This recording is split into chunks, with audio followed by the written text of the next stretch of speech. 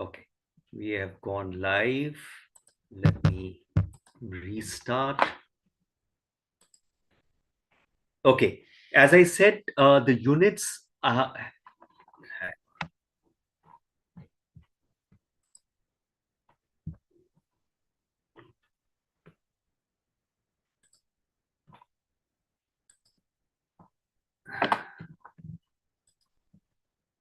As I was telling you, this is heavily economics as a subject. This particular units. I have tried to keep it more generic in terms of not using charts and formulas, kept it to get you a larger understanding and a macro perspective of what we are talking about. Because as I keep repeating in each unit, economic considerations become a major consideration for people to migrate. Employment, wage, a better life are major considerations for people to migrate. And that is why all these units talk about various aspects of economics. Unit 12 is about interlinkages between trade, technology, and employment. Uh, a lot of it is basically, in fact, trade also takes heavily from the classical economics of supply and demand. We'll see how this happens. Let's start with the objective, underlying tenets of foreign trade, technology, and employment. Also understand, when we go through various subjects and when we go through various aspects of migration and diaspora, we need to understand there are no deterministic causes. Anytime or every time somebody says that this is the reason for this particular thing, more often than not is a very simplistic explanation, because at any moment of time there are multiple factors at play, and inevitably there could be some major factors, there could be some minor factors. Whenever we try and explain through a single factor, obviously that is a very reductionist and a deterministic way. And we will, and as you will go through various units of diaspora formation or migration or economic determinants, you will see that there are multiple factors. So underlying tenets of foreign trade, theoretical framework on the forces, impact of foreign trade on employment, and how this impacts labor, it impacts, then impacts migration. Before we start, as we have been doing, a few pop quiz questions. Question number one: arenas where exchanges are made between workers and employers and where labor power is exchanged for rewards. What is it called? What is this arena called? Who would answer?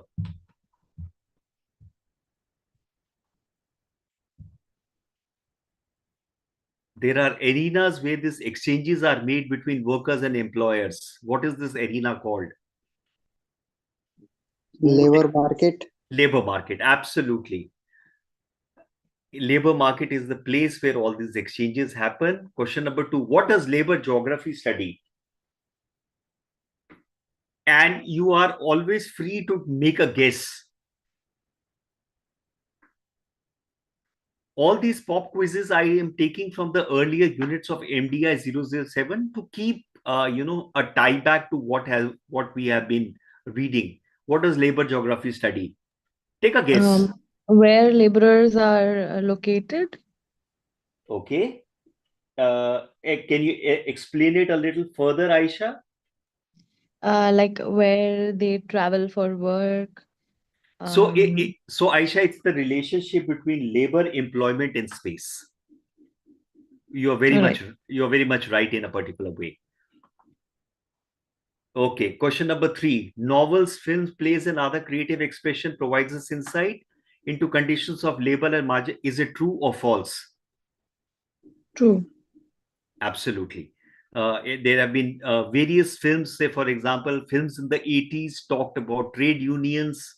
There was this famous film by Amitabh Bachchan, Diwar, where he's a part of the labor union.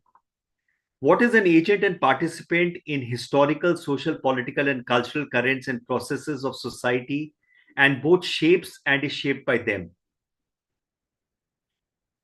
Which is this agent?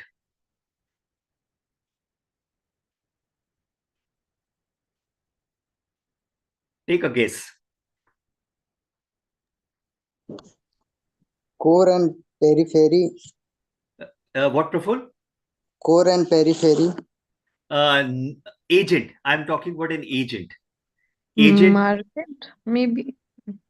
No, take another guess. Agent and participant. That should give you the answer. There is somebody, migration. Priyant, no. Labor. Agent. Labor, absolutely. Labor is the agent and participant in historical social part. So, see, we are talking about labor all around in various units with various forms. We are looking at how the concept of labor was understood, defined, and how this concept moved. Okay, fifth and final question. What subject studies the working and outcomes of market for labor services, behavior of employers and employees with regard to employment conditions?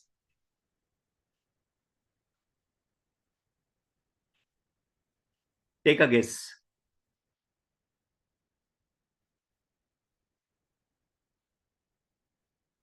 It's a hint. It's a subsector of or subset of economics.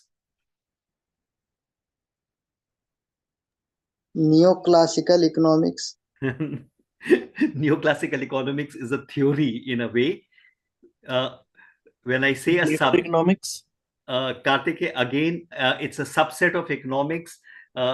Just a minute, somebody, behavioral economics. Priyant, it is actually labor economics.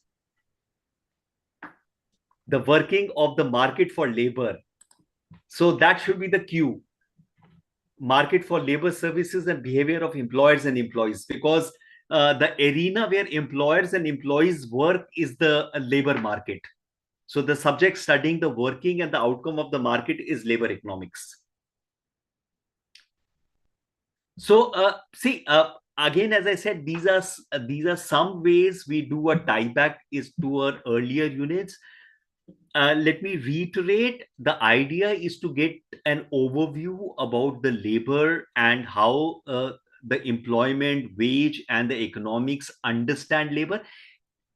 Economics, again, as I repeat, is not a science. It cannot be worked in a laboratory. So more often than not, economists, look at it, look to try and make sense of the world, specifically in terms of how various things work, especially in terms of labor, in terms of wages, in terms of employment, and with the predominant system of capitalism, how to maximize profits.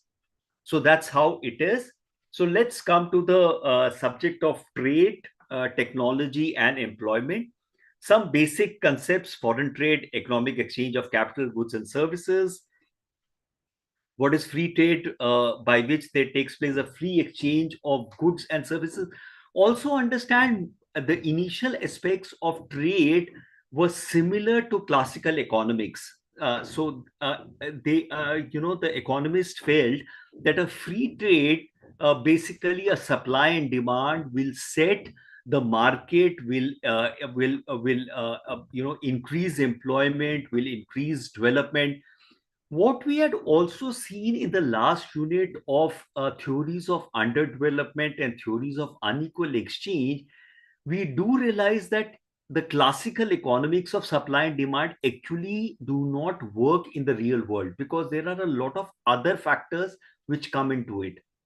Similarly, let's look at how the basic concepts of trade were formulated and how there are variations in actually implementing that supply and demand. Trade openness, indication of the degree to which various national economies are engaged in foreign trade. And there is an index through which it is captured. Then there is something called labor standards, internationally accepted standards designed and ensured livelihood security. So you should also note, and in fact, for people who have joined now, in the earlier classes before you guys had joined, I was doing a continuous talk. there is this negotiation which happens between migration and between the politics of anti-immigrant sentiment. So for example, US and the Western countries, there is a big sentiment of anti-immigration. We see a lot of these sentiments in various states against migration of people from other states.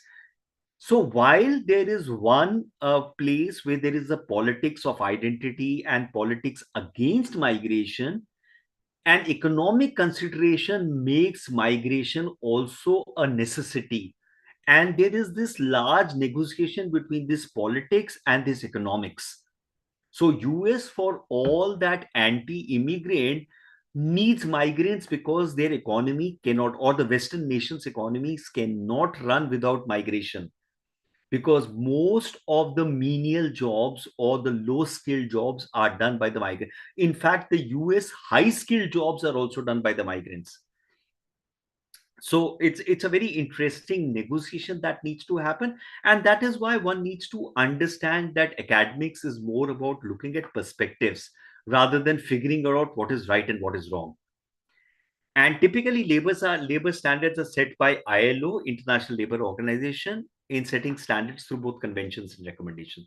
So these are some basic concepts.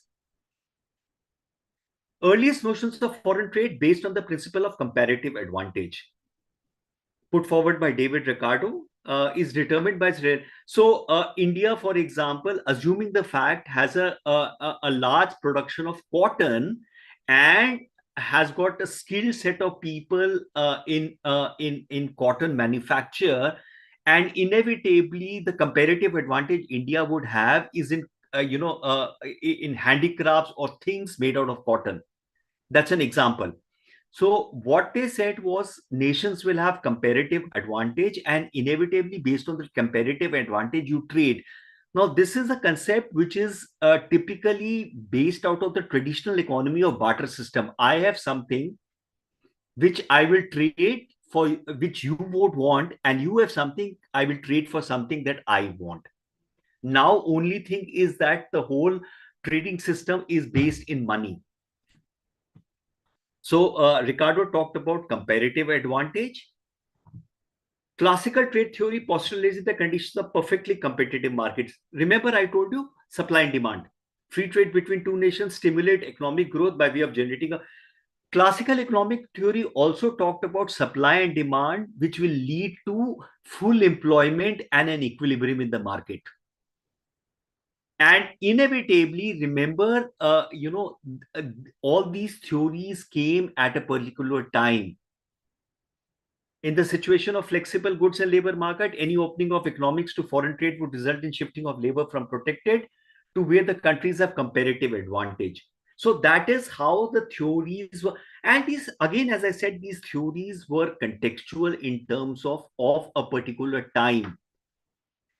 A large part of these theories were made by Western scholars looking at Western economies and capitalism. In fact, the theories of underdevelopment and unequal exchanges came much later. But however, these were theories. This is how it went about.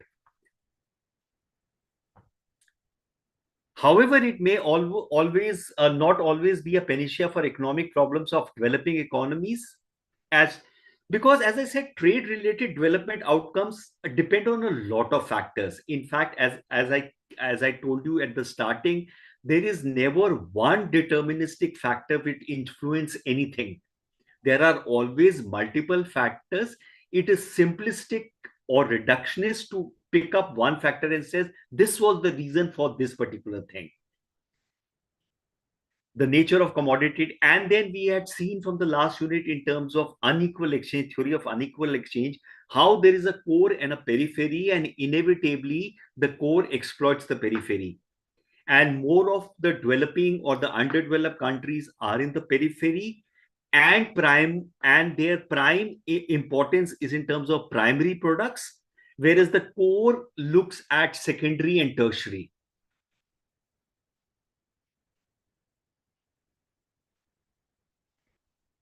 The model of export-led growth was followed by most developing countries, the standard example of development of some of the key segments of economics in the research. And you've heard this a lot of times.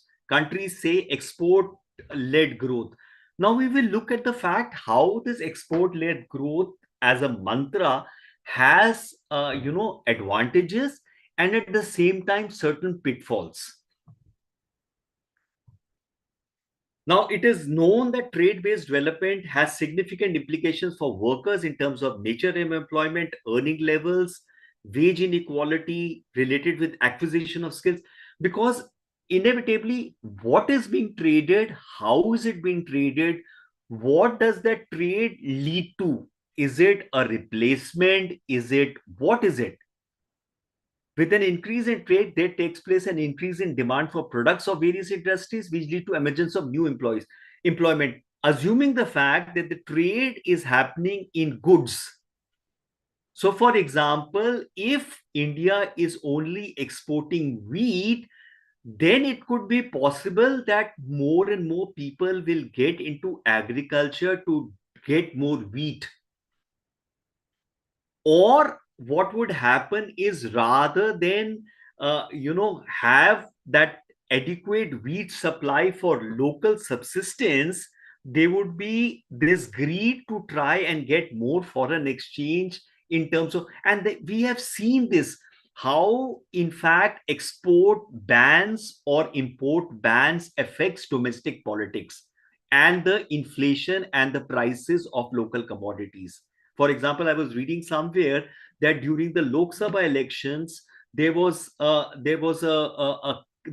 ban on the export of onions, which affected farmers in Maharashtra, which led them not to give vote to the ruling party, and subsequently that ban has been removed, which is making the farmers inclined towards the ruling party.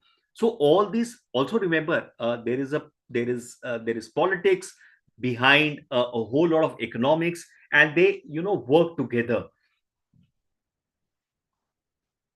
Firms being, and this is being talked about the fact in terms of when there are products. So for example, there's a manufacturing company which is doing export. Then there is this free trade which is happening. Firms being conscious of cost considerations remain eager to reduce labor costs, attempt to offer, and trade also. For example, let's say a company is exporting a certain manufactured goods. Now they will try and take an advantage in that trade by reducing the cost of products. For example, the low cost Chinese products. Now, when this would happen, more often than not, they will cut cost in terms of not having regular employees, informal contractual types.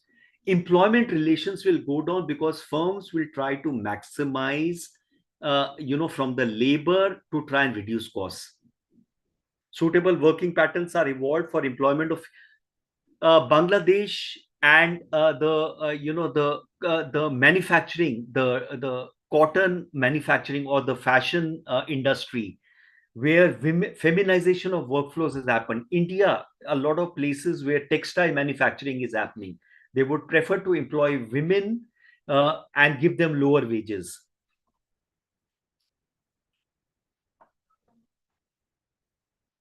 Now, there is a theoretical link between foreign trade and income inequality, which is provided by Stolper-Samuelson theorem. You don't need to, if you are interested, you can typically go and look at what the theorem says. Increase in trade of the developing world with developed world, there will be reduction in wage inequality in the developing and increase in wage inequality of the developed. And I'll explain you why that would happen. So, for example, in USA, there has been widening of wage inequality between skilled and unskilled due to job losses. All low-skilled jobs are being transferred to the underdeveloped countries. In Europe, wide incidence of job losses and rising unemployment often equated with more trade. Because, say, for example, today, most of the manufacturing in the world is done by China. Why? Because there is a cheap labor available, and of scale it is manufactured. So inevitably, there is a job loss which is happening in the West, which was one of the election issues in the US to try and get the jobs back. Developing countries being relatively well endowed with low skilled labor will experience an expansion of low skilled intensive sector, result in an increased demand for low skilled worker. When there's an increased demand for low skilled worker, obviously their salaries will go up and the wage inequality will reduce. So that's how in a developing country, the inequality actually decreases. Whereas the opposite happens in a developed country. However, even with this, there remains an absence of full employment in many economies, and trade leads to reduction in industrial demand, raising unemployment, because now the goods can come from another country, and inevitably when you try and work out on this low wage thing, you will always have some other country giving you a lower wage. Foreign trade increases the demand for better skilled workers, and relatively less skilled workers often get substituted. Polarization of employment in labor markets affect the distribution patterns of income. So all these things are happening, if you are not careful.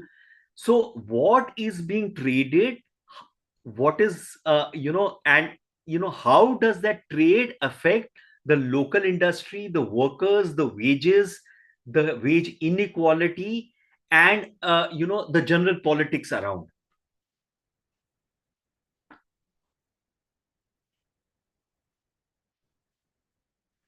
Job polarization and upshot of technology, and simultaneously you need to understand there is a technology thing which is happening. Middle skilled workers often get replaced through machines. Offshoring of routine middle skilled jobs, which are an offshoot of foreign trade to relatively less developed countries, intensifies job. This is how job polarization and widening wage inequalities happens in developed countries. Whereas in a developing countries, because there are low skilled requirements, the wage inequality reduces. And then the politics kicks in, that you're losing jobs to the low skilled. So parallelly, there is this capitalist system of trying to make more profit. And again, we need to understand in the capitalist system of making more profit, there are multiple ways one can go about. Either one can extract more work out of labor, or one can increase the technology input. Now, that also is a trade-off, because whenever you try and put technology, there is a cost to it. And then one has to look at the marginal productivity of labor, whether I put additional labor and improve my production, or I change a better technology and improve my production in the end, or I take my product and give it outside. What becomes cheaper? Because at the end of the day, the paramount thing for a capitalism is profit. So one has to look at all these. In fact, nations look at policy making based on how things work better for them.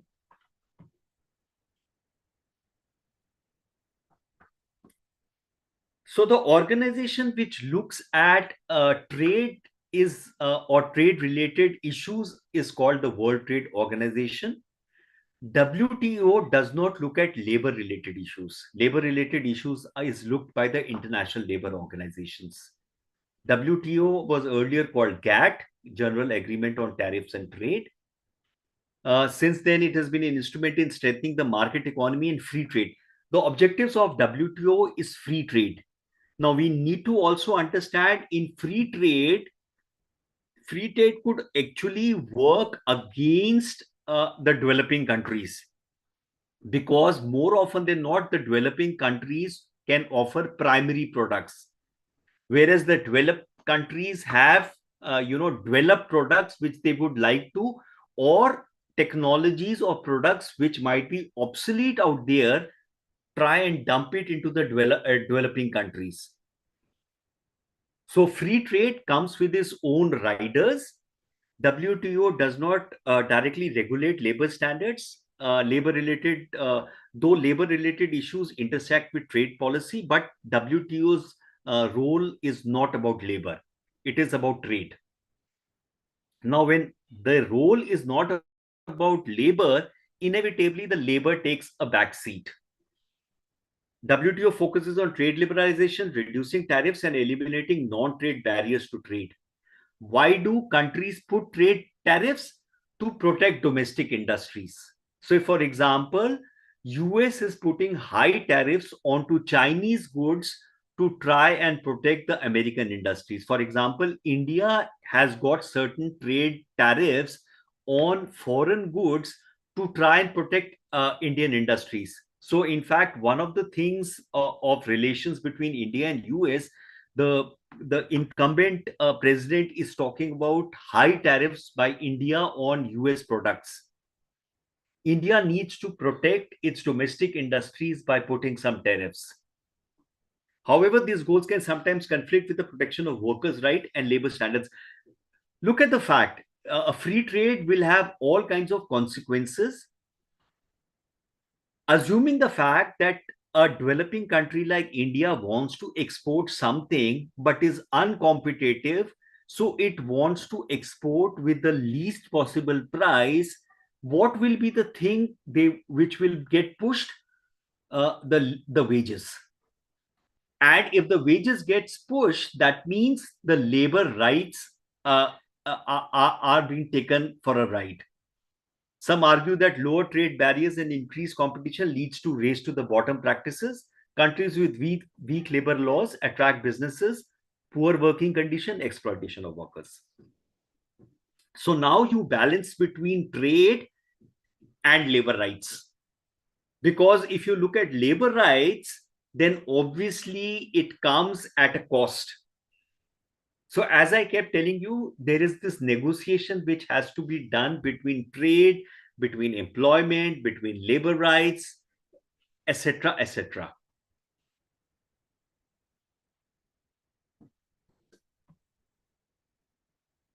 On the other hand, others argue that increased trade can lead higher standards of living and improve working conditions over time, as trade openness is seen as promoting economic growth, job creation, and spread of practice.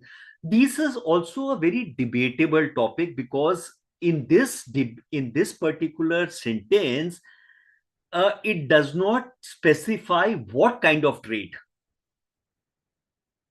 So, if there is an unequal trade between primary goods and high technology goods, obviously, how is it work? What are the terms of the trade becomes very important.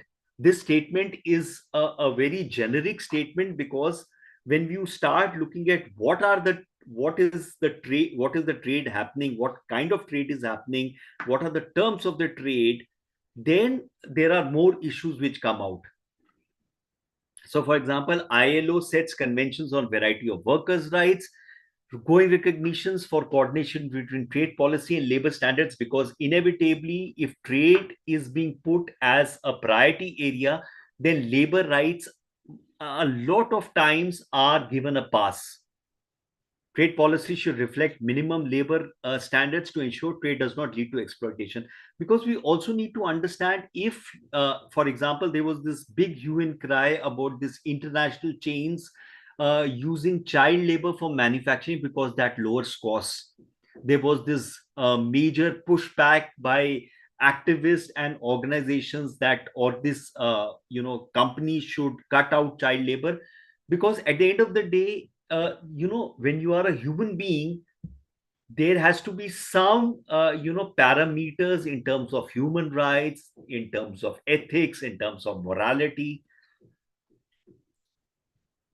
Developing countries often argue that linking trade to labor standard is a form of economic imperialism, because developing countries want more trade to come in fact more technology trade to come in, so that they can acquire the latest technology and improve their standards of living. They claim that wealthy nations might use this standard to block products from poorer countries, which might not have a same high level of labor protections due to economic constraints. This could also be used in politics between nations. So tariffs are also a political tool used by nations against each other.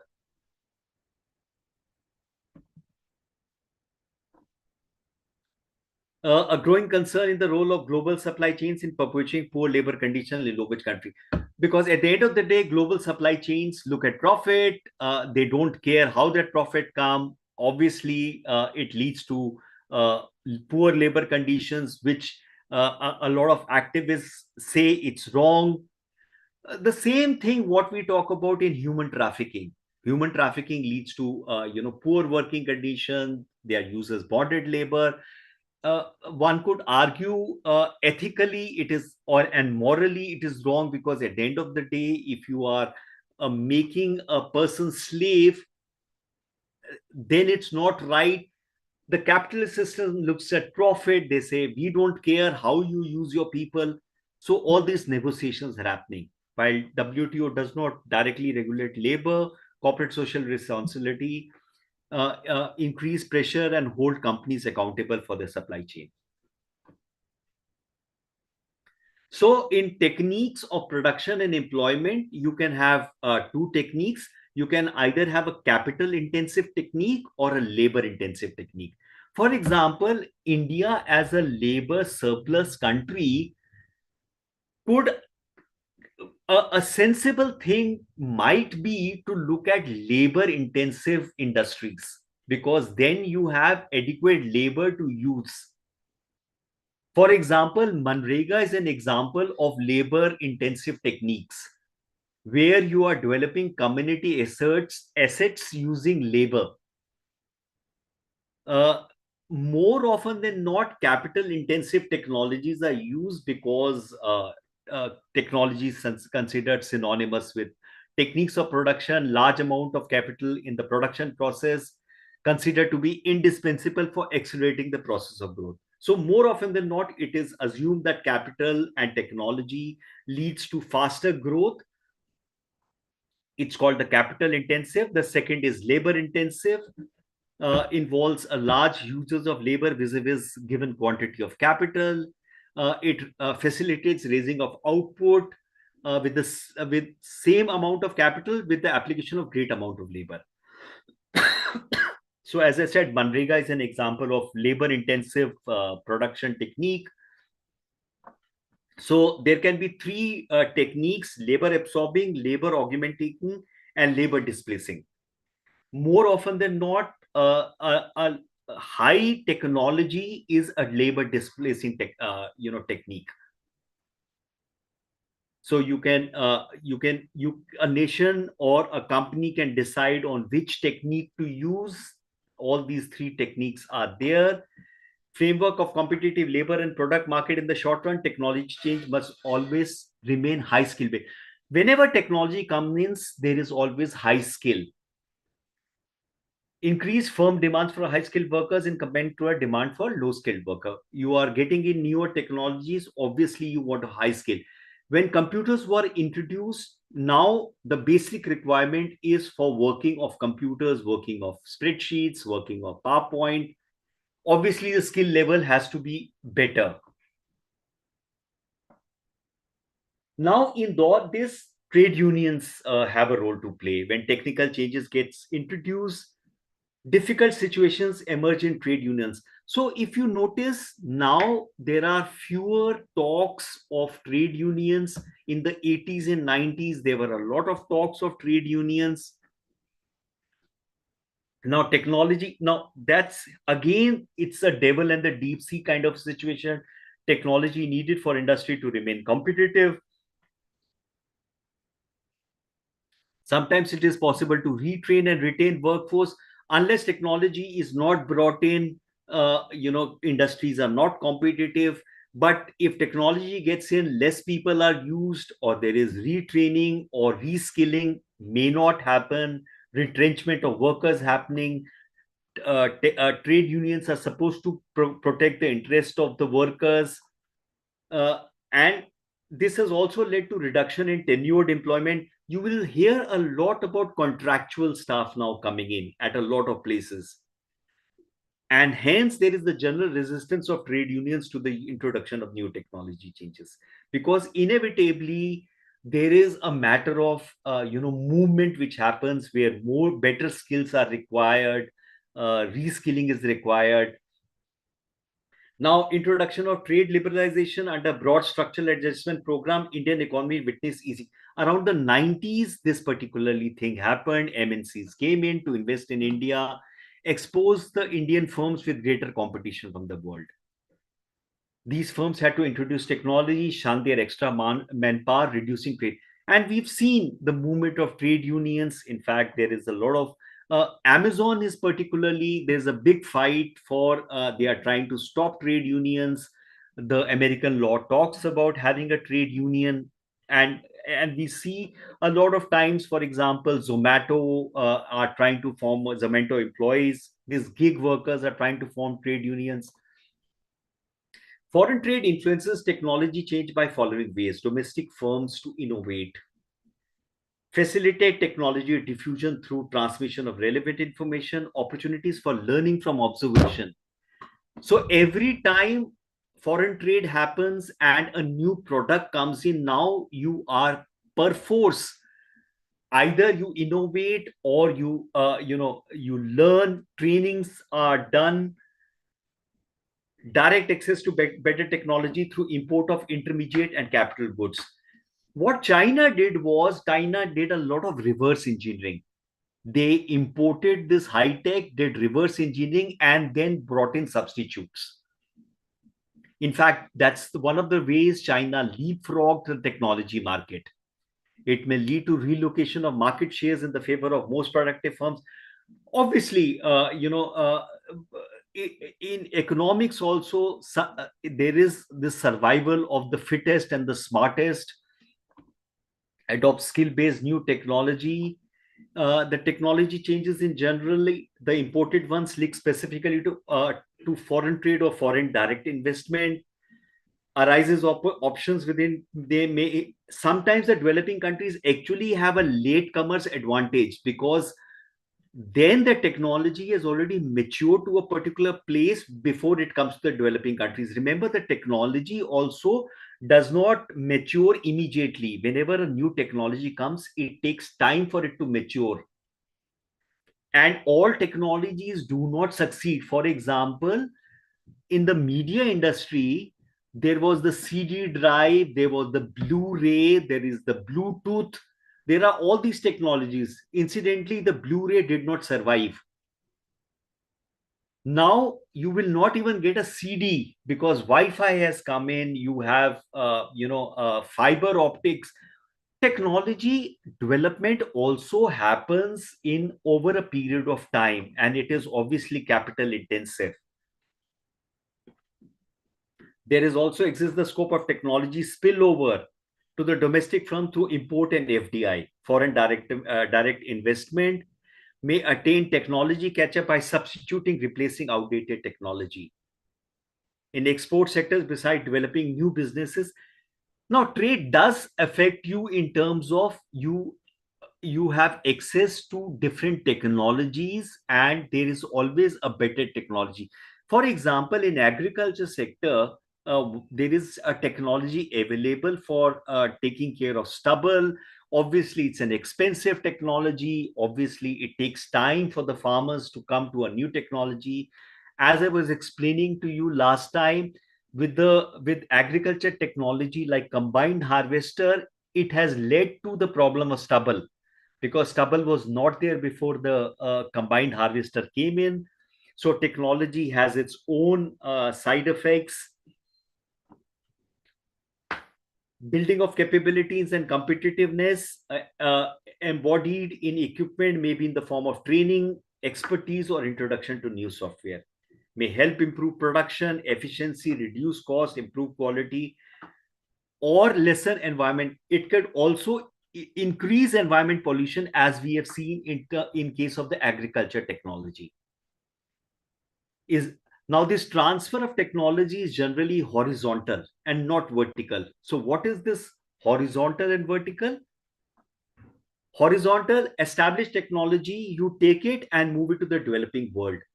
a lot of cases we have also seen that the developed world has pushed obsolete technology onto the developing world, saying that this is a better technology, but it was actually a horizontal technology. Whereas vertical transfer, remember the fact technology also needs to be modified. It's a capital intensive thing. You work on technology and see what is a better option, and so on and so forth. So let's quickly look at the Indian manufacturing sector. So how did the Indian manufacturing sector move? About the 90s, the liberalization happened. In India, there was a big component of micro and medium industries. During the 90s, Indian economy adopted the path of trade liberalization. In India, if you see, there is a large informal sector. In fact, the manufacturing sector, India typically has the dual economy, as we had read in earlier units. There's a large agriculture sector and a small industrial sector. In fact, India has leapfrogged from manufacturing into tertiary of the service sector. So there's a large agriculture sector, there's a very small manufacturing sector, and India has leapfrogged into the service sector. Policy changes led to increase in inflow of imports, entry of numerous foreign enterprises, intensified market competition, increased skill intensity of production, and now India also has an excess of labor, what we call as the demographic dividend. We have a large population, which is a labor in terms of employment potential population. And if you import a lot of technology which does not employ labor intensive techniques, you have something called a jobless growth, where there is a growth happening, but adequate number of jobs are not getting added, which is called a jobless growth. Macro level interventions in the spheres of trade and technology influence not only the magnitude of employment but also change the patterns of employment. Trade led to expansion of labor intensive export oriented sector, numerous employment of, for example, when export of handicrafts, for example, increased, or the trade of textile based products increased, obviously women were better suited. In fact, in the next unit, we will see how the informal economy of India actually added to the capitalist growth in India. So India is a very interesting case, but I'm sure, when we look at other developing countries, a lot of where there is an informal economy, the informal economy inevitably plugs into the formal economy. In fact, in 2016, when the demonetization happened, the largest effect happened to the informal economy. In both situations of import competition and export promotion led to the adoption of capital intensive and skill based production. A relative large proportion of women workers had to lose employment due to the low skill levels. And inevitably, when you do this, it leads to consequences where low skilled and typically first to go would be women. So when COVID happened, the first to lose employment were women, and then men. So these are implications in terms of Indian manufacturing. Foreign trade influenced significant the composition of employment, large informalization of workforce. The share of contract workers vis-a-vis regular workers increased significantly. Remember, they want to push the wages down.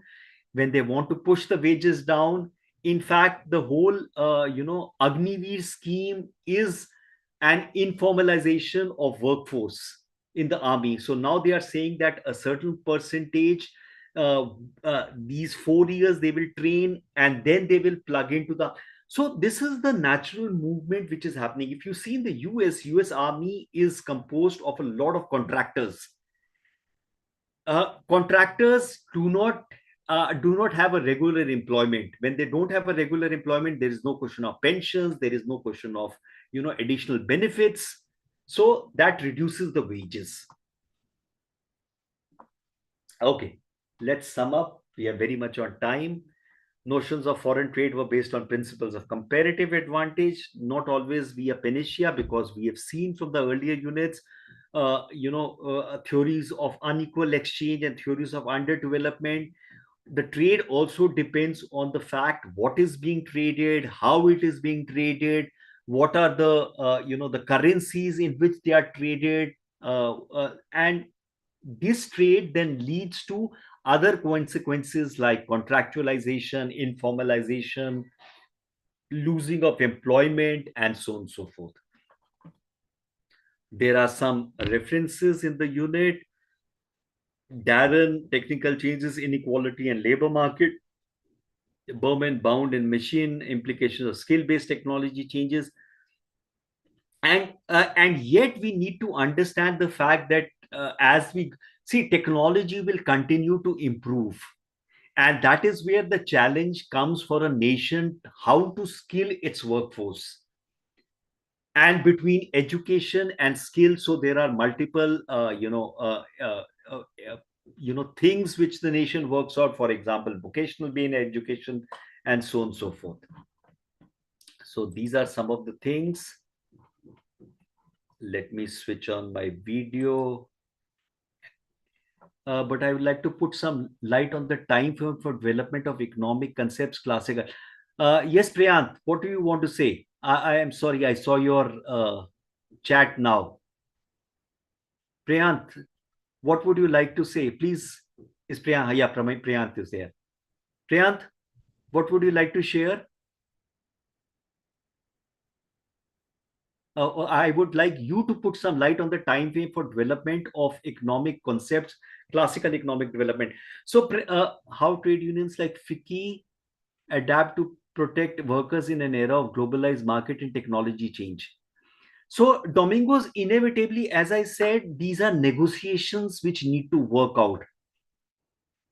FICCI is Federation of Indian Chamber of Commerce.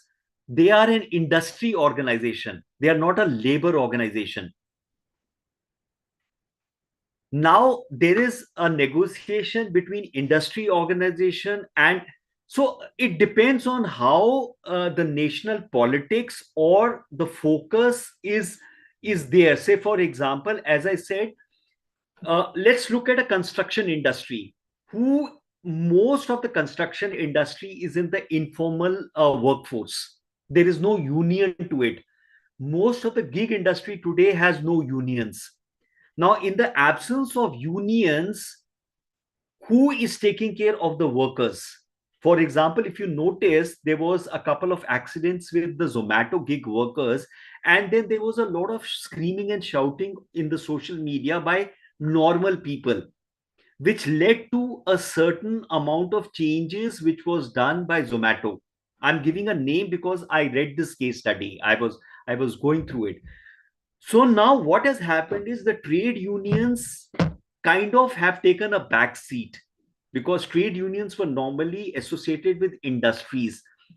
The manufacturing is very limited in the country.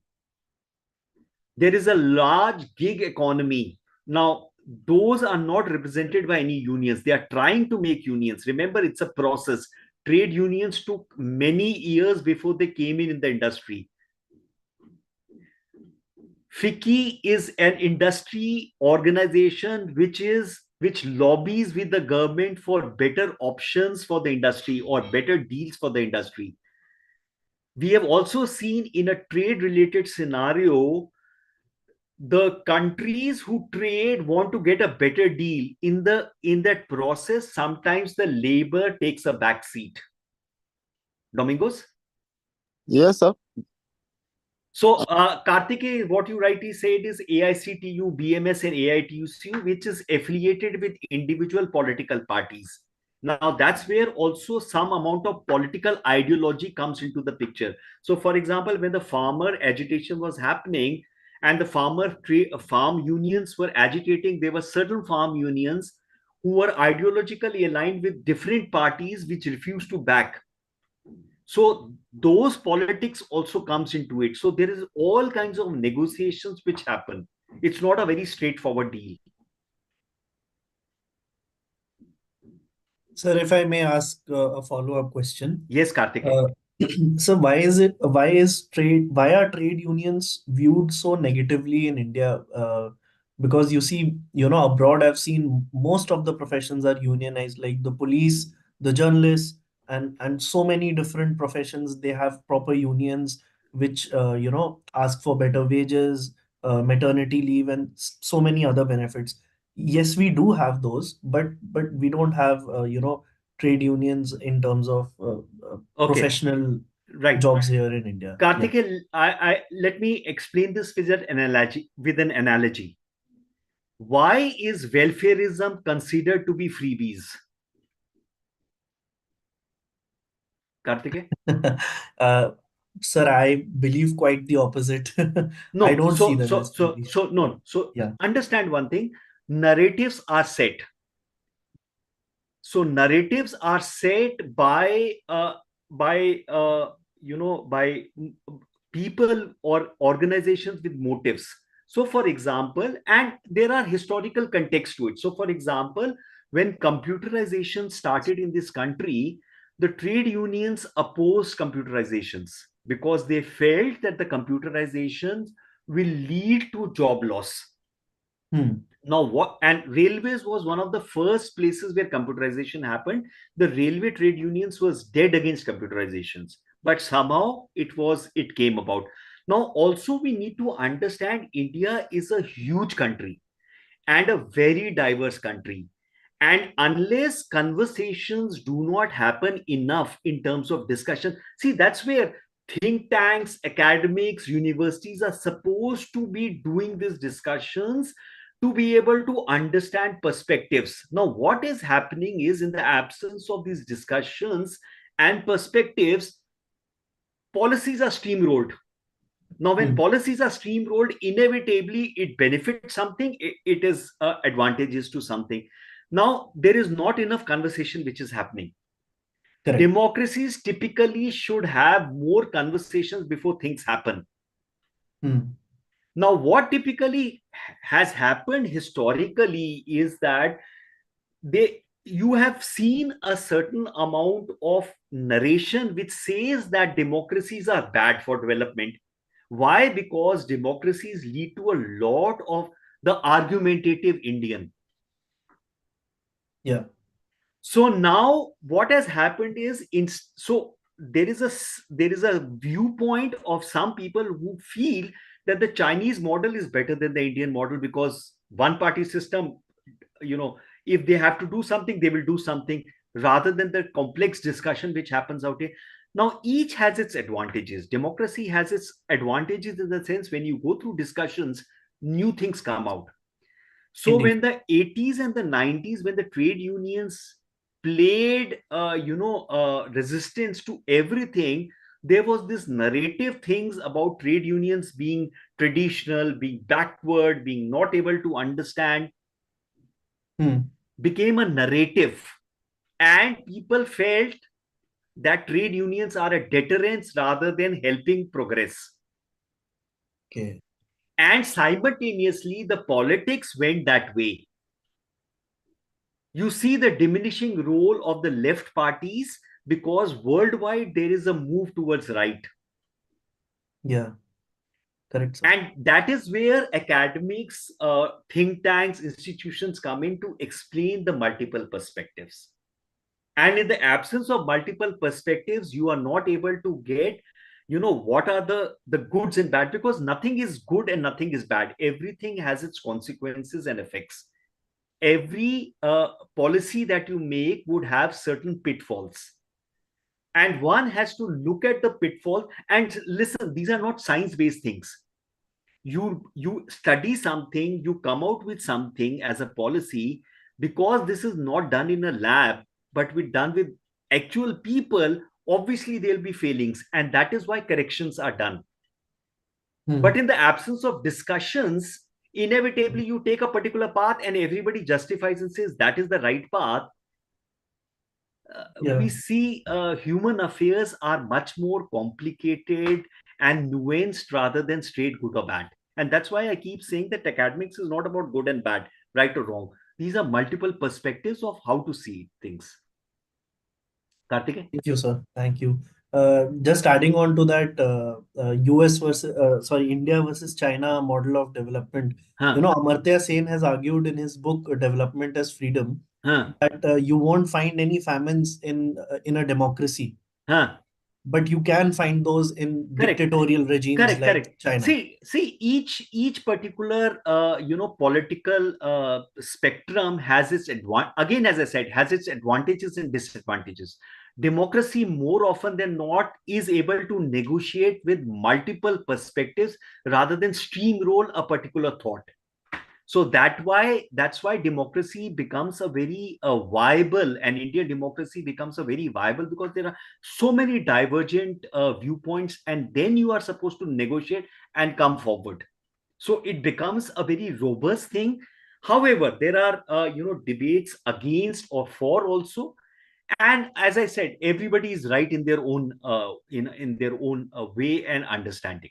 Karthike? Yeah. Thank you, sir. Okay, perfect. The next speaker is there. Firoz, are you there? Or Yes, sir, I'm in. okay, so let me transfer the host on to you. Okay. So have a nice weekend. Have a nice week. We'll meet each other next Saturday at 3 o'clock. Thank you, sir. Bye, guys. Bye.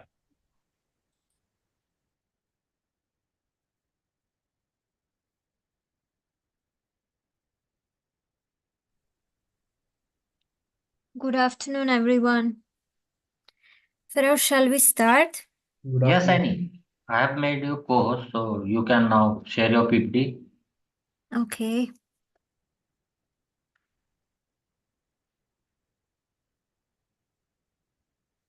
How are you all doing? Just enjoying the weekend, ma'am. Good. Do you have any comments or anything regarding the previous classes? Whether you want to have some changes, or I don't know, maybe you have something to add to what we had last time.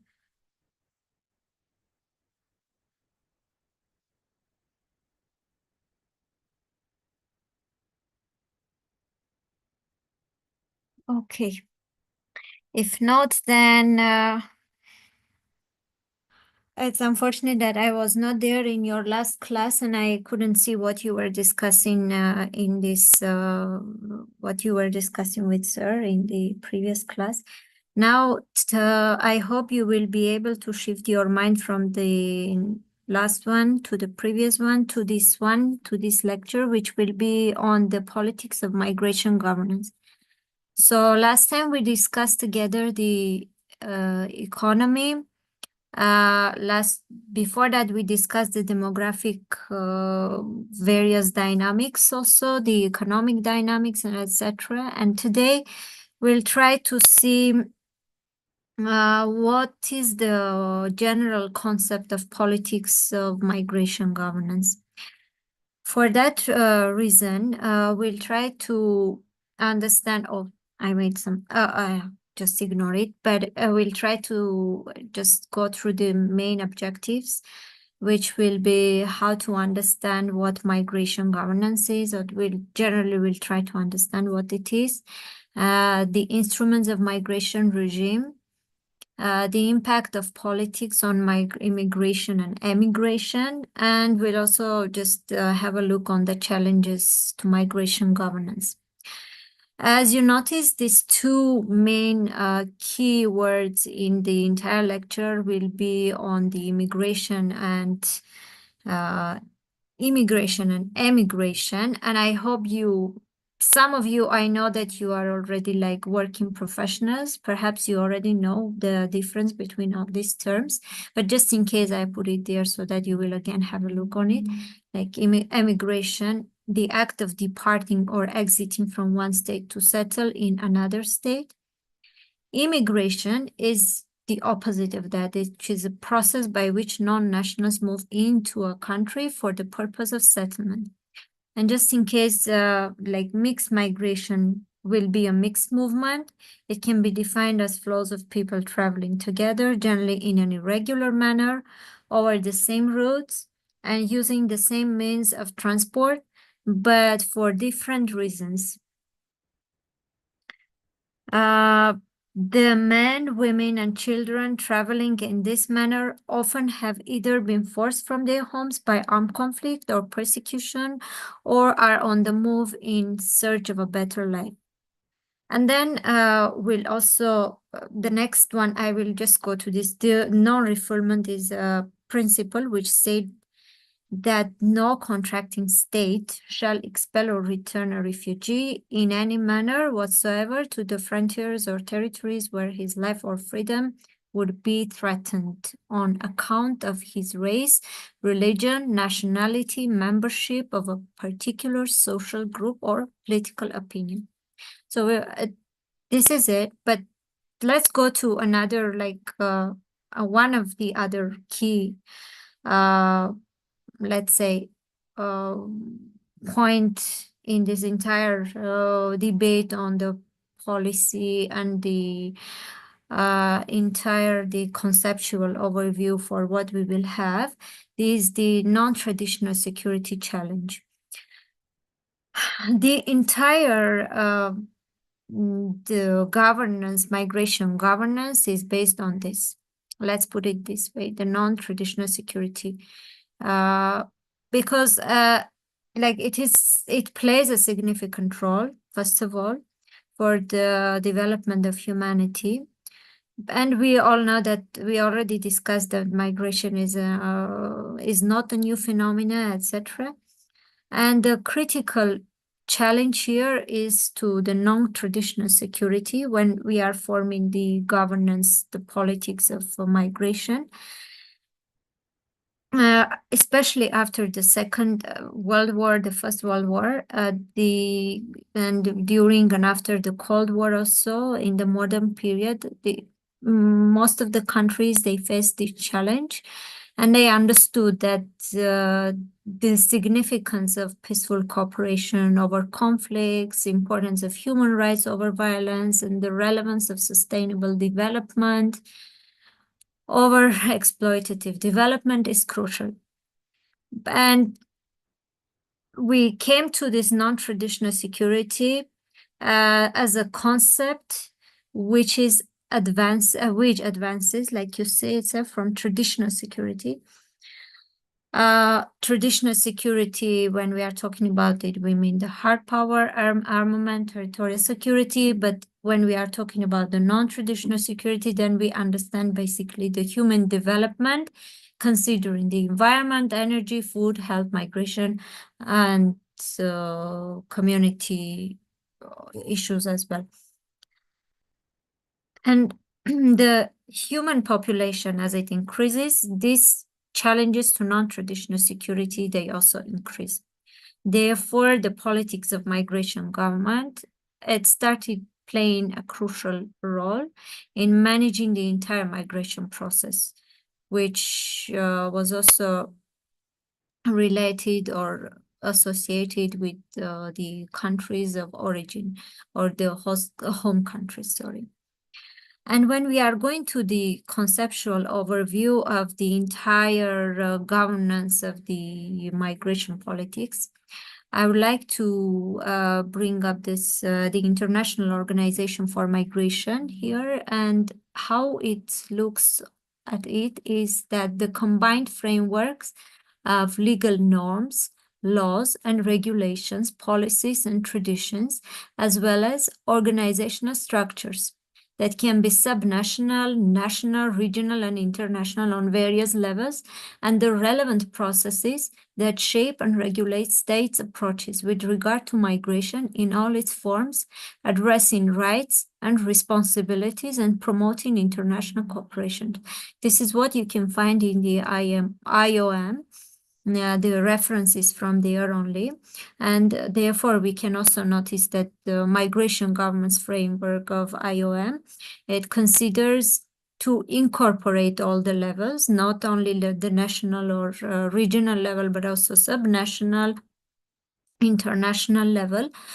And it includes also policies on travel and temporary migration, mobility or migration, immigration, emigration, and also the labor market, economic and social development, the commerce, social cohesion, law enforcement. And so everything on different levels is included by the International Organization for Migration.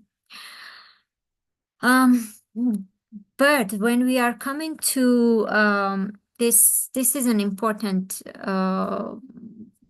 angle to look at the migration governance generally in the politics of migration governance, the politicization of migration, which plays a key, not plays a key role, but it is one of the key aspects to look at when we are, when the countries and not only the countries, but also international organizations on different levels, they are trying to draft the governance, the regulations of the of migration in respect to various countries and organizations. So the politicization of migration, under which we understand, of course, the immigration policies, border control, rights of refugees, and integration processes, these all they don't make up the politicization of migration, but they are part of this entire politicization. It has been increasing, politicization of migration. It has been increasing over years, and it can be observed in the formulations and implementations of immigration policies as well. The immigration policies, border controls, like I mentioned already, integration process, these are all like part of that only. And the rights of the refugees also, and the conceptual ideas to understand the politics of migration governments also, they also include like a deeper understanding of the global north and global south, representing the developed countries and the developing countries. Therefore, what we understand is that the dynamics with the migrant origin countries and the receiving countries, they all need to be looked on, or they to be looked on to comprehend the politics of migration governance. One of the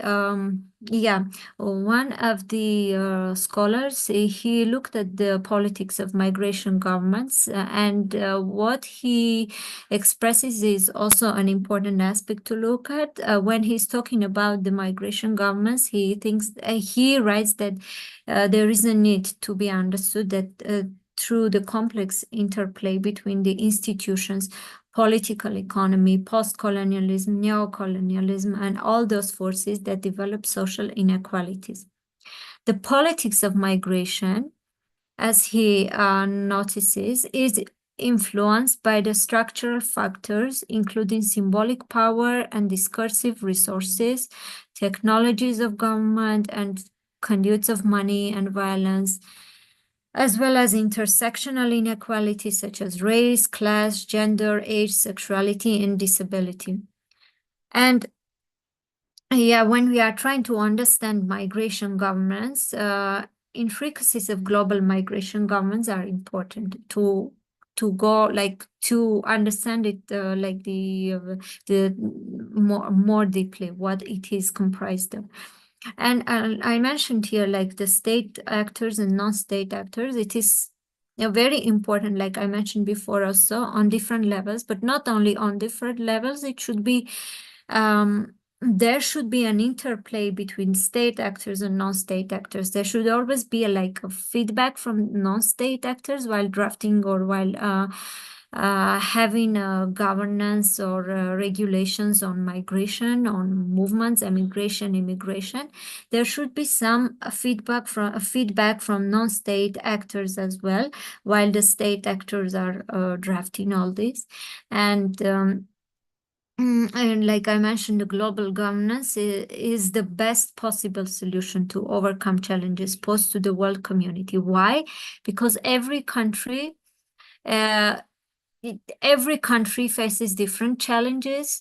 Every country has different opportunities also when it comes to migration, both in emigration and immigration processes. Therefore, global governments and global global governance instruments, they are So far, they are one of the best possible solutions to overcome all the challenges that are faced on national level or regional level. So they can just cross-cut all these challenges. Global migration governance is multi-layered. That's one of the reasons, and it is multi-level in its functions. Its scope and reach at the national, regional, and global levels make it crucial to take account of all the relevant inputs from all the levels to make the government successful. I will again repeat it, saying that different countries, different states, different governments, they have different policies. Therefore, this global governance comes to a front place in order to better regulate all these different policies and processes that countries may develop also. And yeah, that's it. And then it will be also easier for the countries to face the challenges of the non-traditional security, like I mentioned, non-traditional security challenges as well. Migration governance principles and objectives.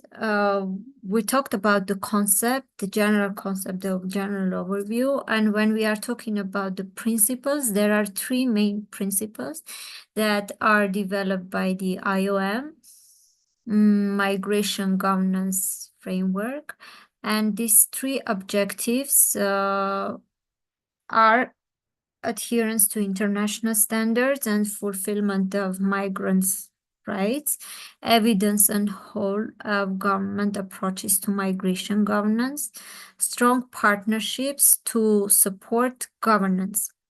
The first thing, adherence to international, the first principle or the objective developed by IOM, it proposes to assess the status of migrants, regardless of nationality and as per international laws. Migrants' rights to safety and physical integrity, their well-being, and also as well as dignity.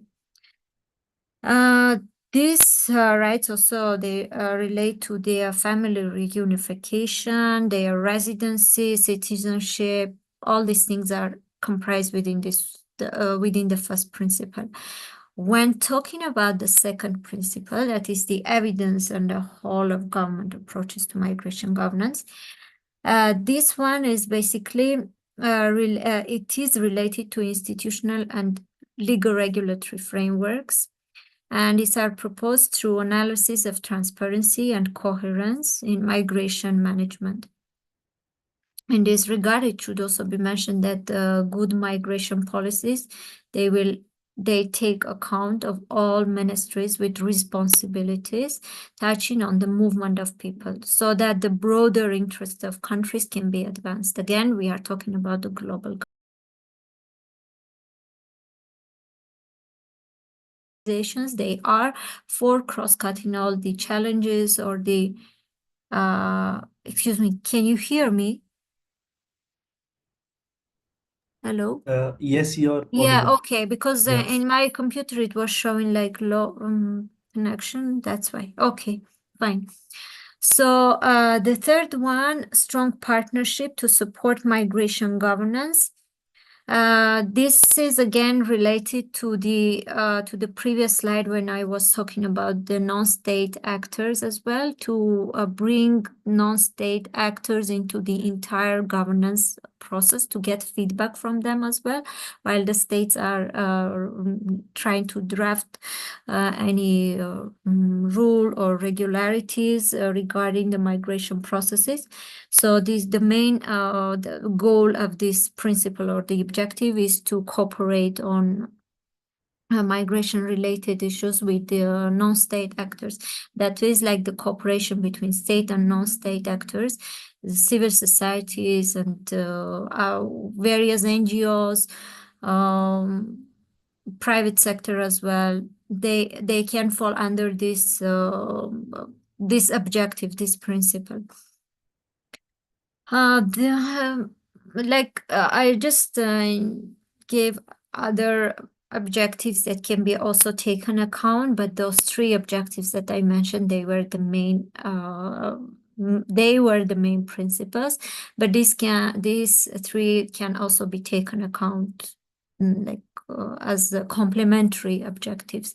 Socioeconomic well-being, but basically this socioeconomic well-being, this can also fall under the first principle that I mentioned: effective responses to the mobility dimensions of crisis, safe, orderly, and dignified pathways of migration. So these three can be like complementary objectives or principles to the previous three that I mentioned. When we are talking about the Migration Governance Index, which is another model framework by IOM, it has comprehensively described the 5 important policy domains to define a well-managed migration policy. So the 5 domains that I have mentioned here. So the first one is the institutional capacity. Under this capacity, you can see institutional framework, migration strategy, legal framework, data gathering and information availability, institutional transparency and coherence. The second one is the migrants' rights. And again, under this one, you can see right to work, family rights, long-term residency, and path to citizenship.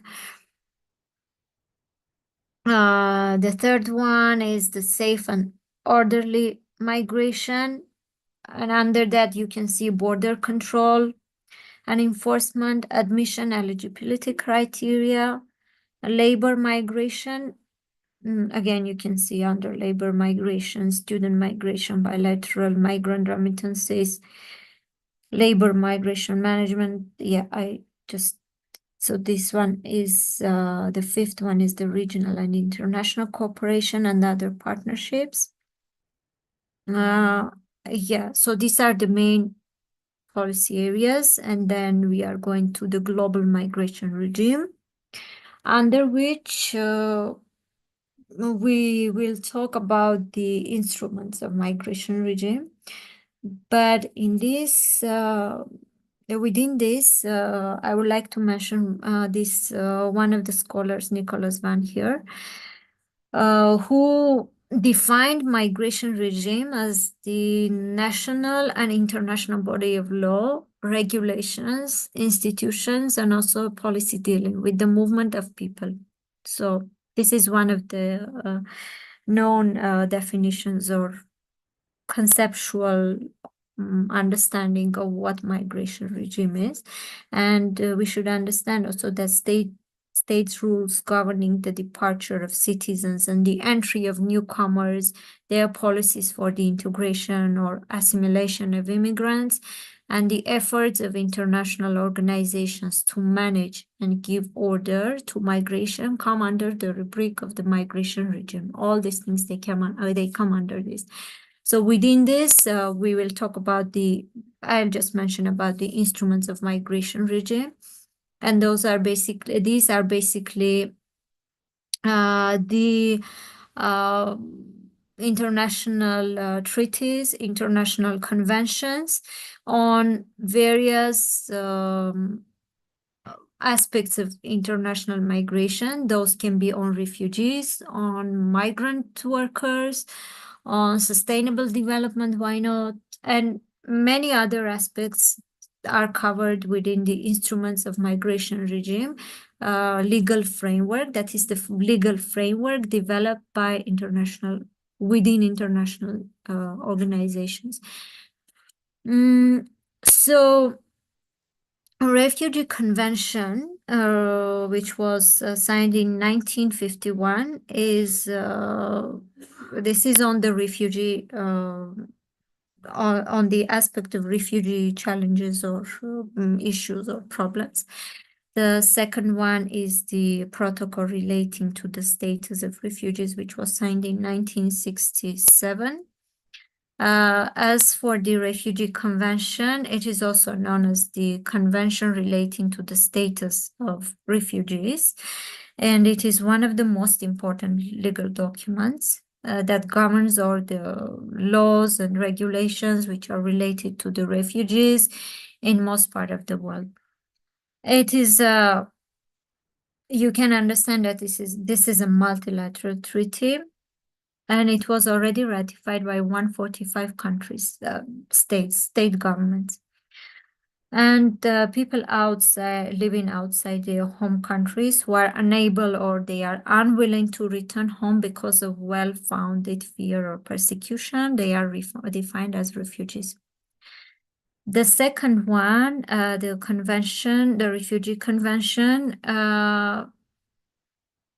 it has limited itself to Europe in terms of area and pre-1951 in terms of years. It can be seen as the only amendment to the 1951 Refugee Convention. There are, as I mentioned, there are also other conventions and treaties that are covering the other aspects or other challenges on international migration, and another one is the migrant workers, the ILO Migration for Employment Convention, 1949. ILO Convention concerning migration and abusive conditions and the promotion of equality of opportunity and the treatment of migrant workers, and the International Convention on the Protection of the Rights of all Migrant Workers and Members of Their Families. The first one, the ILO Migration for Employment Convention, it was enforced in 1952, and under this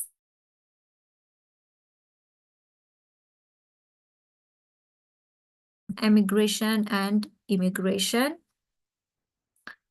And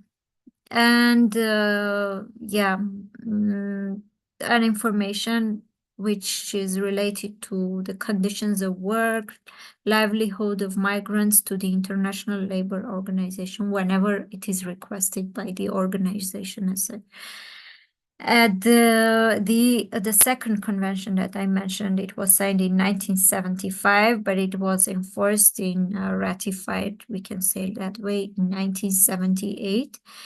And it is interesting to know that the Article 1st of the convention states that each member for which this convention is enforced undertakes to respect the human rights of all migrant workers.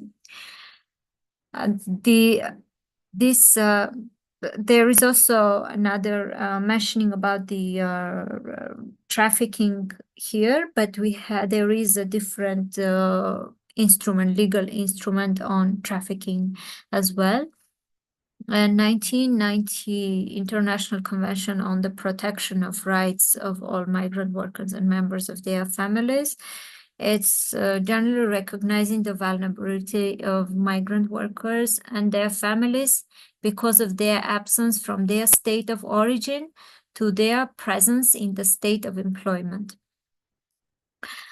Apart from the legal framework, of course, there are the institutions that are working on developing various frameworks are even more important. So these institutions are I hope that you already recognize all these institutions. IOM, as we were talking about it, ILO, and the United Nations High Commissioner for Refugees, United Nations Office for the Coordination of Humanitarian Affairs. So these are the institutions that are basically developing the legal framework, multilateral, within which multilateral legal framework is developed, and it's ratified by the member states for further facing or addressing the challenges faced by refugees, by labor migrants, and various vulnerable groups also within the entire migration process. And the impact of politics on immigration and emigration is another issue. It's not an issue, but it is one of the challenges. And of course, yeah, it can be an issue also to address, because it is the realist paradigm, the discipline of international relations, shows that there is power asymmetry in international politics, wherein powerful states, they can dictate the terms and they can increase the costs for weaker states to comply with those terms and rules. So the same analogy can be drawn to the issue of migration also, when we talk about immigration and emigration in both cases. And the issue of immigration, it is matter of debate. And the politics, the impact of politics also, it becomes troublesome in some cases. It touches not only the politics, but it touches the economics, the demographics, national security, culture, language, and religion. So as you can read here, in the absence of a binding institutional framework, receiving states have discretion to open or close their borders and are thus implicit rule makers, while sending states have to generally accept the decisions of receiving states and are thus implicit rule takers. This generally means that unilateralism is in the interests of the powerful receiving states, while multilateralism is in the interests of the weaker sending states. Therefore, when we are talking about the effective regulation of migration process, we generally tend to talk about the multilateral binding legal frameworks in order to make it more effective, the migration process more effective, and to address the challenges by vulnerable groups, various vulnerable migrant groups. And international article when we are talking about the international law, Article 3 of Migration for Employment Convention is also is of interest. It was signed in 1949, and based on this, each member for which this convention is enforced undertakes that it will, so far as national laws and regulations permit, take all steps against misleading propaganda relating to emigration and immigration. And when we are talking about this, basically the challenges, we'll come to the challenges, but when we are talking about the politics, the impact of politics, I would also like to note Robinson and Santos, two scholars who argue that despite the availability of some international laws, almost all immigrant workers face the same set of issues like relegation to low-paid, low-status jobs, the denial of labor rights, political disenfranchisement, state repression, racism, bigotry, and nativism. So when we are, of course, in some cases, the politics of migration is also contextualized, and the consequent production of immigrant labor, all these things, we can say that they assert that state controls over immigrant labor, and the denial of civil, political, and other citizenship rights to immigrant workers are intended not to prevent, but they are intended to control the transnational movement of labor and to lock that labor into a situation of permanent insecurity or vulnerability. This also causes division or disparity maybe between citizen and immigrant laborers. And this is also creating some kind of categorization.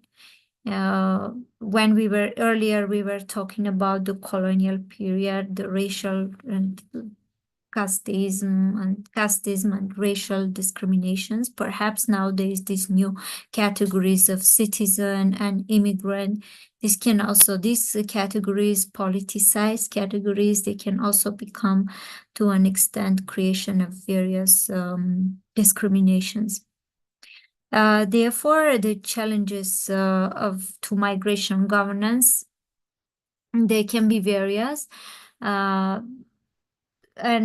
Just I gave few of them: perceived erosion of national sovereignty, negative public perception of migration. This is in case we can talk maybe about the countries that are developing more like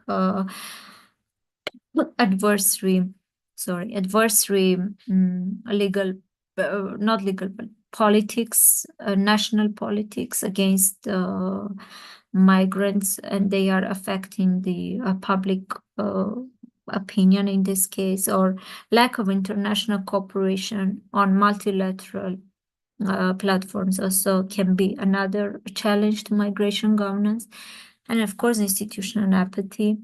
And the recent one can be also COVID-19 pandemic, because of which due to which there has been many restrictions by various nation states and governments regarding the regulation and control of various migrant flows.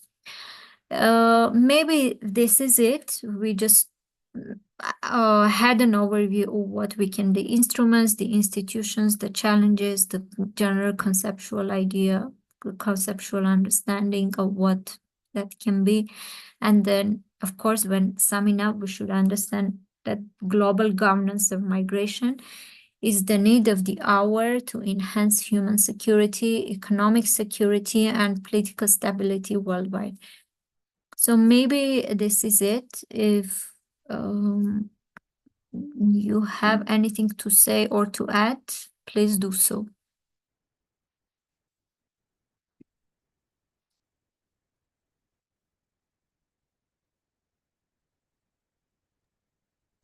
Hi, ma'am. If I may ask a question. Please. Yeah. So, you are probably well posed to answer this question, but why are most international legal frameworks or instruments, despite some of them being binding in nature, why why do they lack an enforcement mechanism? Like, for example, recently, just as an example, the International Criminal Court has convicted Benjamin Netanyahu, but nobody can do anything about that, despite Israel and USA being signatories to the relevant treaties. So, just similarly in the context of migration, I'm sure you'll be able to tell us. So, thank you. That is an interesting question. I would also like to know about it, like from those who are basically more special. They are specialized in legal studies. I am not into that. But I am not a specialist of legal studies, and I'm not a lawyer. I don't know anything about this specific issue, but that is a good question that I would also like to know. As for the refugees and international migration, labor migrants, while I was talking about, if you remember, I said that on the national level, when we are talking about the migration, okay, about the migration, about the Yeah. refugees, about these things. While talking about this on the national level, on the state national government level, there are various, let's say, legal frameworks which are more effective for the receiving country as such but they are contradicting the legal framework of the sending country, so of the sending government, let's say. That's why this global governance, let's say that way, it is more effective in addressing the issues that can be faced on the national level. And why they are not abiding with the rules and regulations of the international legal framework, I don't know why they are not, but of course, the politics has also a great implication for that. When the state politics, the national politics, of course, the domestic politics that is at play, it can also have a great, let's say, effect on that. But I have no such, maybe if you bring an example, which country or which government didn't abide with the migration, certain migration laws or regulations which were ratified by that member country, the same member country, the member country that already ratified that law or that convention or treaty, and it didn't abide with that. Maybe if you bring an example, that would be also great to know. But if Ma'am, I'm maybe, not mistaken, ICC is dealing only, like you mentioned, criminal court is dealing only with the crimes, genocide crimes, crimes against humanity. And if I am not mistaken, ICC does not have, it's not having like a binding framework, if I'm not mistaken, but I have to check. I'm not a legal specialist. And ICC is not dealing with labor migrants as such also. It is basically on the crimes against humanity and genocide. Correct. Yeah. Thank you, ma'am. Thank you.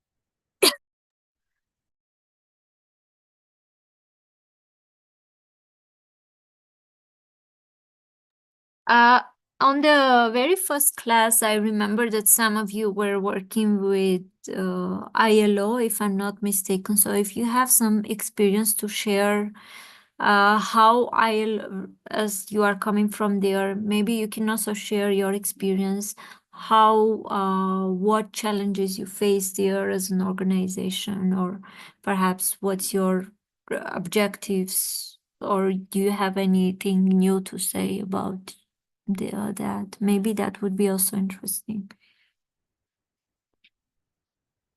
Are you asking me, ma'am? I don't know if you are coming from ILO, but I heard that some people were coming from there, if I'm not mistaken. Not Oh, no, you I specifically. actually work at WHO, not ILO. So Oh, okay. yeah, I wouldn't be able to comment on any labor related matters, and I'm just here to learn from you. Yeah. So basically, we just what we were discussing is WHO. Maybe you also had some during COVID-19. You also had something regarding the migration flows, and you came up with some issues that brought Yes. some discriminations as well. Maybe you can, if you have something, you can also share. Like I talked about the discrimination, two categories, like a citizen and an immigrant, which is of course like a politicization of the entire process. But if you also face something like that while you work there, perhaps that would be also an interesting experience, practical experience to share. Yeah, I can recall that at that time when there were several travel restrictions that were imposed, at airports and other places. So there was a lot of difficulty even moving personnel uh, across across borders, because countries were very strictly imposing uh, their testing rules and ensuring that everything is under lockdown. So that was a very difficult time for us. And during that period of time, we drastically, within the office, we drastically increased our telecommunications capacity, so that we are also able to coordinate with our field offices and get real time epidemiological data of Yeah. disease surveillance. So it was very challenging at that time, and most of our field workers were very overworked at that time, I can recall. Mm. So yeah, it was pretty challenging. And even as international civil servants, we weren't able to like, governments were not listening. They were very strict. They didn't care Mm. even if we were WHO. The rules are rules. Yeah, perhaps Yeah. COVID-19 as one of the challenges. Uh, it's that one challenge which is not bringing this discrimination of citizen and immigrant from what you have mentioned now, Yeah. because like you said, even the personnel, the working personnel, the international civil servants, they were also they also faced this challenge, and this is perhaps the that one challenge during which the citizen and migrant discrimination is not at play. And this categorization is like becoming vague, we can Yeah. say. Yeah. Yeah. Like, another example which I can tell is that before governments were putting out their guidelines for maintaining physical distance and everything. Mm-hmm. So we had recommended to the Indian government of not using the terminology of social distance, because you Yeah, see, uh, over here in India, we have a very complex true. society, and most of it is based in the caste system, and caste Mm-hmm. system has a lot of ritual purity aspect to it. So social distance is somewhat of a loaded term. So we asked them to amend it to physical distance, but they didn't Mm. listen. uh, Yeah, I remember when the yeah. debate was going on. Yeah, Yeah. true. Yeah, so that was one of those things, to one of our efforts to lessen discrimination, but unfortunately it didn't work. Yeah. Yeah. Mm. So last time we discussed about the economical impact or the role of economy on migration, on the general governance of migration politics. Before that, we discussed the demographic dynamics also. And yeah, today we came to the politics. Perhaps if you have anything else to add on the previous lectures, or I don't know, something that you would also like to share based on your workplace or your experience, you can also do that. I am myself not a specialist on law and legal studies. Uh, but yeah, we can say that everything has its flaws and good aspects also as well. But as long as the on the national level and regional level, there is less control or regulation, or we can say asymmetry, symmetry between the law and the governance, the national governance, the international legal framework plays a big role to bring this harmony between not only between the government and the legal framework, but also on a multilateral international level to bring or to harmonize uh, the work between and among receiving and sending countries also, to not face difficulties while in the process of migration. So this is the thing that we maybe should take into account. I can't say whether they are good. Of course, international laws, they can also have their flaws, but so far they are like, they are the best to address these issues on national level also. Indeed. Ma'am, perhaps maybe since you are of Armenian descent, I think on this side of the world, the most people are not aware of the Armenian genocide, which happened during the course of the First World War. So, Mhm. so would you be comfortable maybe one day talking about it and its impact and how it scattered the Armenian population across Central Europe and Central Asia? It would really be helpful in broadening our understanding. Yeah, we can talk about the impact of the genocide and the Armenian community in India. I mean, the impact of genocide on the Armenian community in India, if you would like to. Yeah, I would definitely be Yeah. all ears for it. Yeah. Yeah, because if you are not aware of, then Armenian community in India is, we can say that it's one of the oldest Armenian communities, diasporic communities, and it had really big importance overall on various Armenian communities worldwide, on Armenians worldwide, culturally, politically, economically. It had a big impact and big importance for the Armenians worldwide. And I've heard that there are still like memories of the genocide are still fresh within the uh, in people's memories. So I've heard that its impact is still felt till today. It's a geopolitical impact, of course. Geopolitical, I can't say, but if we are talking about the memory, memory can be social, memory can be political. So perhaps the social memory, which is still among the descendants of the Armenian community, descendants of those Armenians who basically came from that geographical area or territory where the actual genocide happened, it's still fresh, and they are just carrying with them through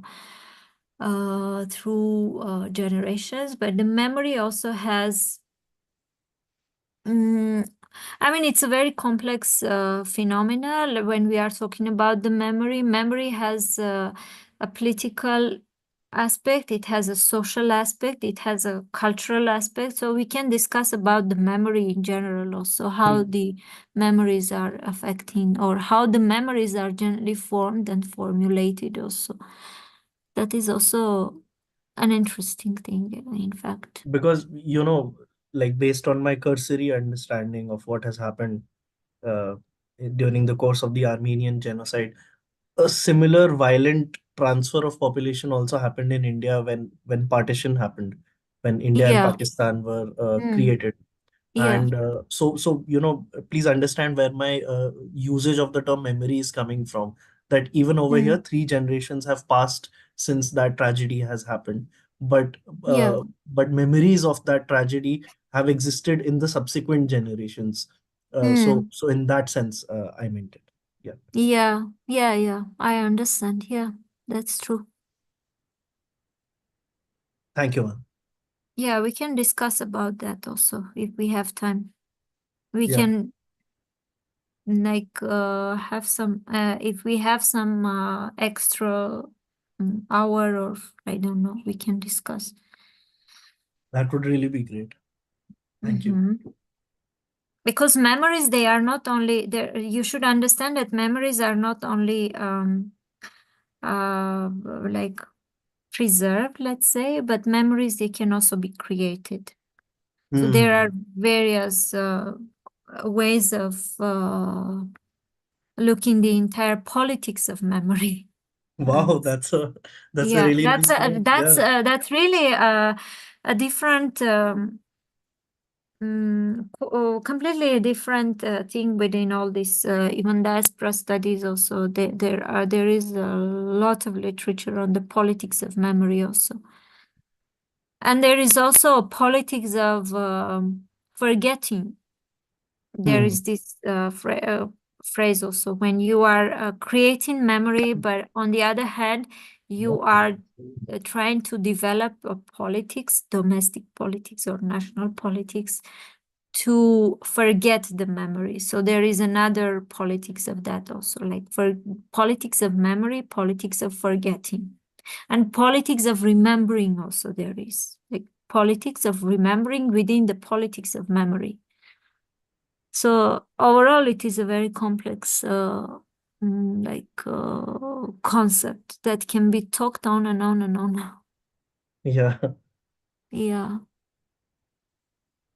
But of course, if we are talking about the identity of diaspora, of a certain diaspora or diasporic community, for Armenian diaspora community, that genocide as it was the event that had, let's say,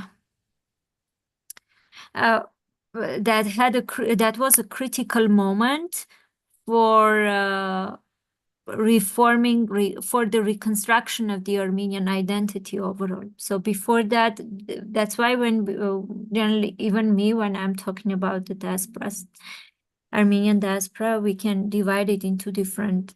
If you remember in previous lectures also, I was talking about the historical periodization.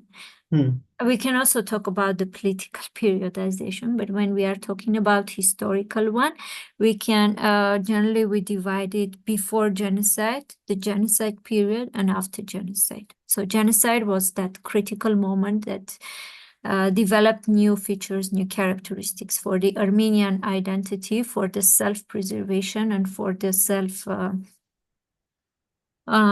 for the safety also, for the for the identity, the safety of the identity, the preservation of the identity. Yeah, that's a interesting point. Thank you. Thank you.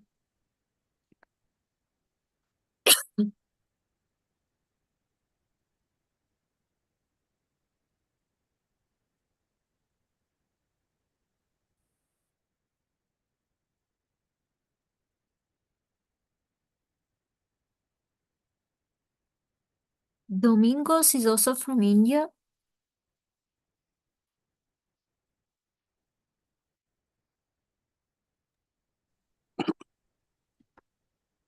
Hello. Hello, ma'am.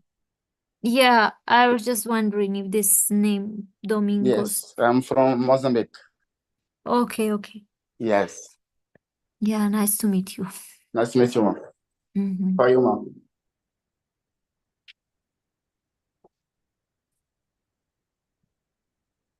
Feroz, maybe we can wrap up. Yes, yes, and it's on you. If no questions are there, so we can wrap up.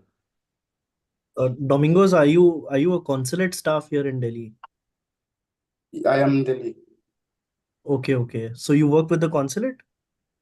Yes, I'm working to Mozambique embassy. Okay, wow, that's amazing. Yes. And Chong and Prayan, they also work, or they are students? I mean, students somewhere else. No, miss, I work in corporate basically. Oh, nice. But yeah, I'm here just out of interest. Okay. I hope it's interesting for you. Yes, yes, it is. Actually, I was outside. I really enjoyed your conversation with Feroz, and yeah, even his question about the ICC. It yeah, it put some question in my mind also about how effective these global regimes they are, because right now in my own hometown they are currently deporting the refugees who have escaped like civil war and all that. like a Hmm. really huge civil war. So they're deporting them back to Myanmar. So that's what even I had been wondering for some time, like Yeah. who is going to stop this? Aren't there any Hmm. laws? And obviously there are legal frameworks, but it's clearly not working. So yeah, Hmm.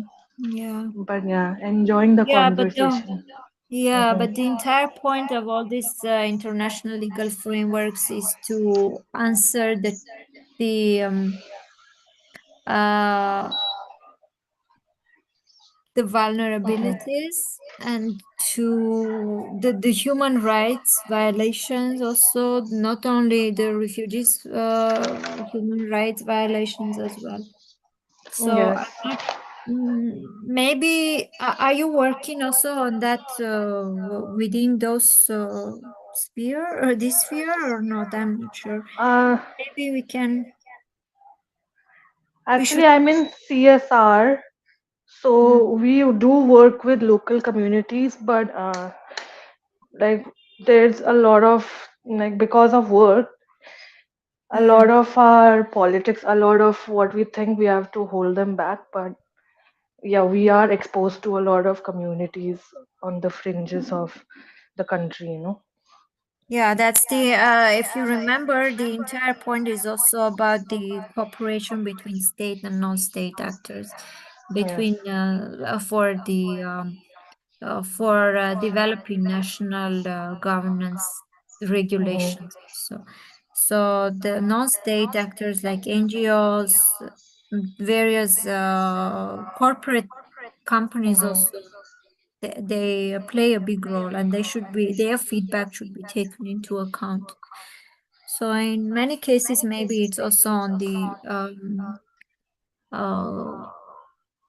let's say on the disadvantageous role of the NGOs and Hmm.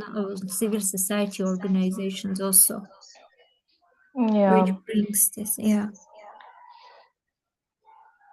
Yeah, I do see it because uh, I don't know, maybe like even we work with partner NGOs, and somehow it feels the corporates have more power, not more power, but they have more reach than the Mm, NGOs, especially in today's, the economic climate, however things are going. mm, But yeah, it seems that way. That the only true way is if, the cooperation should come from all sides. yeah, Yeah. Thank yeah, you. that's true.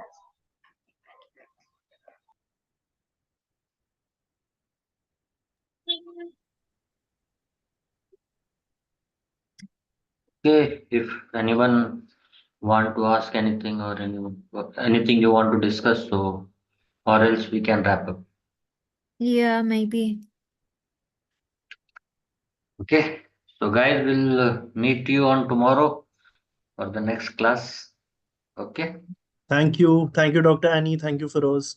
thank Thank you. you. Thank you. Thank you. Have a Good nice work. weekend. Bye You bye. too. Bye Bye. bye. Thank you.